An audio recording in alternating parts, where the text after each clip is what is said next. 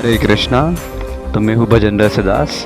आज हम और एक इंटरेस्टिंग टॉपिक पर चर्चा करने जा रहे हैं जिसका नाम है मृत्यु के समय हमारे साथ होता क्या है।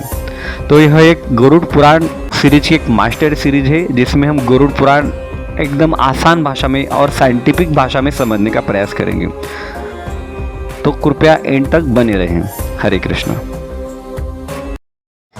हरे कृष्णा। तो आपके मन में कभी ना कभी यह सवाल जरूर आया होगा कि इतने सारे महान लोग हो गए हजारों सालों से, इतनी बुरी आत्माएं भी हो गई, तो मृत्यु के बाद गई तो गई कहाँ?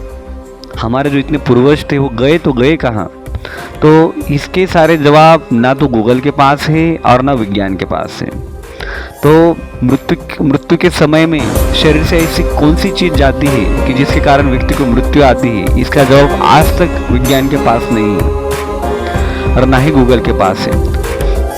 तो इसका जवाब हमें हमारे धार्मिक ग्रंथ अध्यात्म यानी कि गरुड़ पुराण जो स्वयं वेद व्यास जी ने लिखा है उसमें हमें मिलते हैं।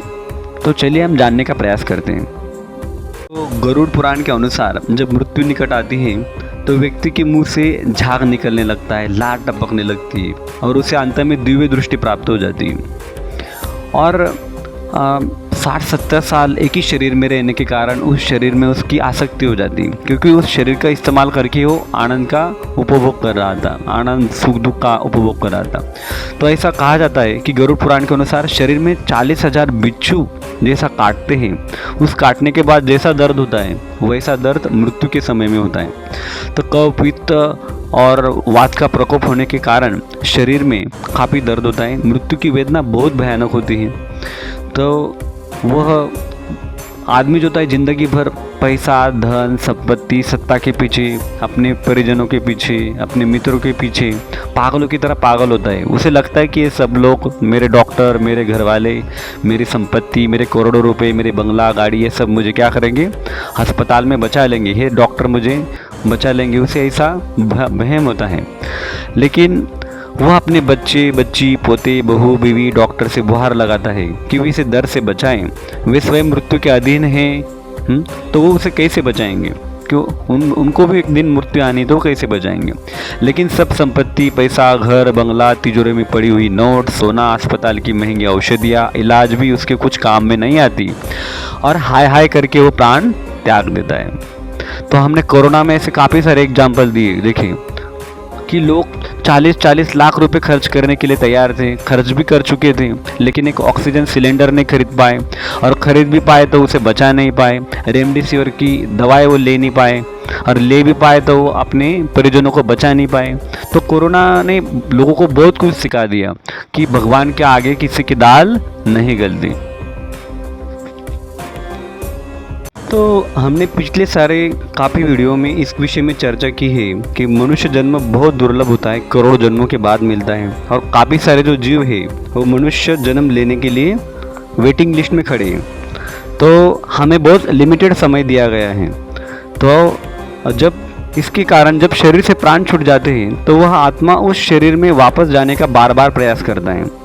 वो इसलिए भी प्रयास करता है, उसको पता है कि मुझे जो दिया गया अवसर था भगवान ने वो मैं गवा चुका हूँ और मुझे जो करना था वो मैंने नहीं किया है, इसलिए वो उस शरीर में वापस जाने का बार बार प्रयास करता है। लेकिन वो जा नहीं पाता क्योंकि उसका समय अभी ख़त्म हो चुका है, क्योंकि बाकी के जो जीव है वो भी अभी वेटिंग लिस्ट में खड़े हैं, तो उनको भी क्या करना है, मनुष्य जन्म लेना है। तो इसलिए उस शरीर को 6 घंटे के अंदर जलाना ज़रूरी होता है। जितना आप समय लगाएंगे उतना उस आत्मा को तकलीफ होती है उस शरीर को देखकर। कलयुग में अंतिम संस्कार के वक्त भगवान श्री कृष्ण का कीर्तन करना बेहद ज़रूरी है। तो करताल और मृदंग की आवाज़ से उस आत्मा के शरीर के प्रति आसक्ति टूट जाती है। सच्चे वैष्णव जिन्हें पैसा प्रतिष्ठा पूजा से कोई लोभ नहीं है, ऐसे वैष्णव भक्त जब कीर्तन करते हैं तो उस आत्मा को अपने आत्मभूत का ज्ञान होता है और वह उस शरीर में किए हुए कर्म के लिए, जैसे अवैध धन कमाना, मांसाहार, नशा, व्यभिचार आदि, इसके लिए पछताता है। तो दोस्तों आज के लिए इतना ही। तो गरुड़ पुराण मास्टर सीरीज के आने वाले सेशन में हम बहुत ही इंटरेस्टिंग टॉपिक पर चर्चा करेंगे, जैसे कि मृत्यु के बाद जीवात्मा को किस प्रकार के शरीर प्राप्त होते हैं, स्वर्ग में जाने वाला शरीर कैसा होता है, नरक में जाने वाला शरीर कैसा होता है, वैकुंठ में जाने वाला शरीर कैसा होता है, और बाद में 13 दिन में श्राद्ध करना क्यों जरूरी है, और 13 दिन के बाद आत्मा का प्रवास जो होता है वो किस प्रकार होता है, ये हम जानने का प्रयास करेंगे। तो अंत तक देखते रहिए। हरे कृष्णा। तो आप ये जानकारी अगर विस्तार से जानना चाहते हैं तो इन ग्रंथों को पढ़िए, जैसे कि गरुड़ पुराण, और बाद में श्रीमान अमल कृष्ण प्रेम प्रभु जी का कथा है यूट्यूब पर, आप उसे देख सकते हैं। तो आज के लिए इतना ही। हमेशा जप करें हरे कृष्णा कृष्ण कृष्ण हरे हरे, हरे राम राम राम हरे हरे। अगर आपको ये वीडियो अच्छी लगी हो तो कृपया इसे सब्सक्राइब करें, शेयर करें, लाइक करें, और ज़्यादा से ज़्यादा जिन लोगों को इन चीज़ों में इंटरेस्ट है उन लोगों को भेजें। और आपको हमारी दूसरी भी वीडियो इस चैनल पर मिल सकती है। हरे कृष्णा।